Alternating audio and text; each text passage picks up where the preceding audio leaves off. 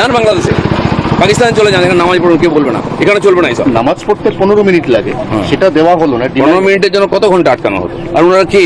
বিকাশ পাল, তাদের জন্য রাস্তা আটকানো হবে? দম বন্ধ হয়ে যাচ্ছে। যান বাংলাদেশে, পাকিস্তানে চলে যান, এখানে নামাজ পড়ুন, কেউ বলবে না, এখানে চলবে না এইসব।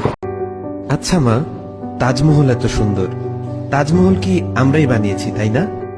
না তো, যিনি বানিয়েছিলেন উনার নাম সম্রাট শাহজাহান, উনি মুসলিম ছিলেন। ও আচ্ছা, তাহলে কুতুব মিনার নিশ্চয়ই আমরা বানিয়েছি? না না, উনিও মুসলিম ছিলেন, উনার নাম কুতুবউদ্দিন আইবেক। তাহলে লাল কেল্লা নিশ্চয়ই আমরা বানিয়েছি? না, ওটাও মুসলিম শাসকরা বানিয়েছিলেন। তাহলে পুরাতন কেল্লা আমরা বানিয়েছি? না, পুরাতন কেল্লাও মুসলিমরা বানিয়েছে।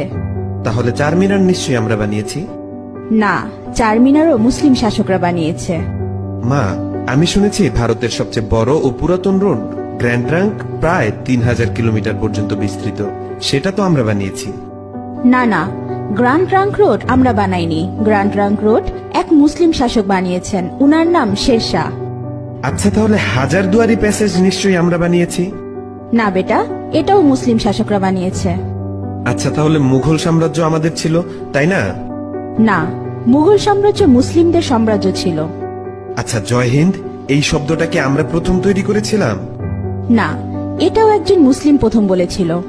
আচ্ছা মা, সারে জাহা সে আচ্ছা হিন্দুস্তা হামারা এই শব্দটি আমরা প্রথম বলেছিলাম তাই না? না, এটাও একজন মুসলিম কবি লিখেছিলেন, উনার নাম ইকবাল। তাহলে প্রথম স্যাটেলাইট লঞ্চ নিশ্চয়ই আমরাই করেছিলাম?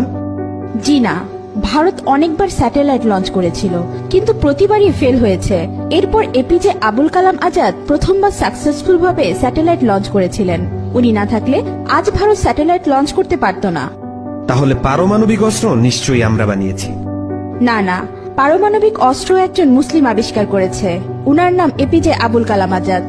তাহলে মুসলিমরা না থাকলে আমাদের কি হতো মা? মুসলিমরা না থাকলে ভারত এক অন্ধকারাচ্ছন্ন দেশ থাকতো।